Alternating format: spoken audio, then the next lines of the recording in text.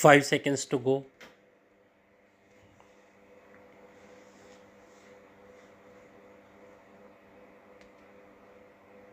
Start. Court is merely expected to record a finding on the basis of broad probabilities regarding the involvement of the accused in the commission of the stated offences or otherwise. Terming the impugned order as perverse, he submitted that the High Court had failed to appreciate that the oral statements of the witnesses and the recoveries made during the course of investigation clearly made out a prima facie case against the respondents regarding their involvement of the alleged offences. The learned senior counsels, Mrs. Rebecca Jones, appearing for respondent numbers 2, 3 and 4, accused number 1, 3 and 4, Mr. Devans, appearing for respondent number 1, Mrs. Gupta, appearing for respondent number 5, 7 and 8, and Mr. Balakrishnan, appearing for respondent 6, had emphatically submitted that the reliance of the appellant on the statements made by the protected listed witnesses was highly improper, as the said witnesses themselves had participated in the alleged commission of offences. According to them, the vague allegations made by the said witnesses could not be relied upon, more particularly when there was no material brought on record to show any preparatory work done by the respondents to prima facie make out the case against the respondents. They also relied upon the observations made by the High Court in the impugned order to submit that the High Court had in detail considered the evidence collected by the appellant during the course of the investigation, and having not found substance in the same, has released the respondents on bail, which order should not be interfered with. Relying upon various decisions of this court, they submitted that the impugned order, having been passed by the High Court exercising its discretion, could neither be said to be illegal nor unjust.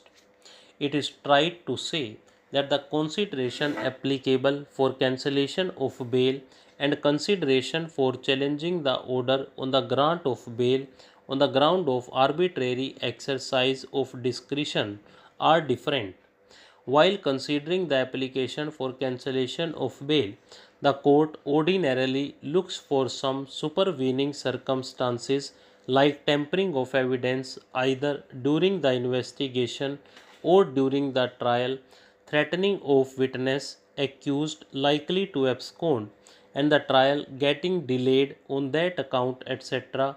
Whereas in an order challenging the grant of bail on the ground that it has been granted illegally, the consideration would be whether there was improper or arbitrary exercise of discretion in the grant of bail or the findings recorded were perverse.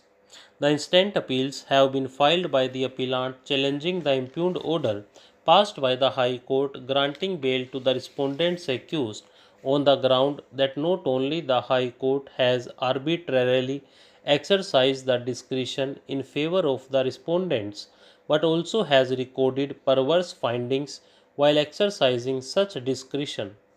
Before we appreciate the rival contentions raised by the learned counsel for the parties, it would be apt to refer to some of the provisions of the UAPA, particularly with regard to the offences alleged against the respondents.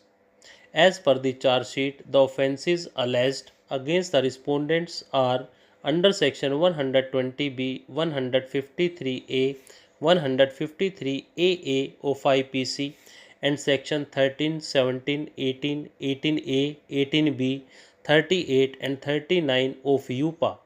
So far as the offences under the UPA are concerned, section 13 pertains to the punishment for unlawful activities. Section 15 defines what is terrorist act, and section 16 prescribes punishment for the commission of the terrorist act. Section 17 pertains to the punishment for raising funds for terrorist act. Section 18 pertains to the punishment for conspiracy, etc.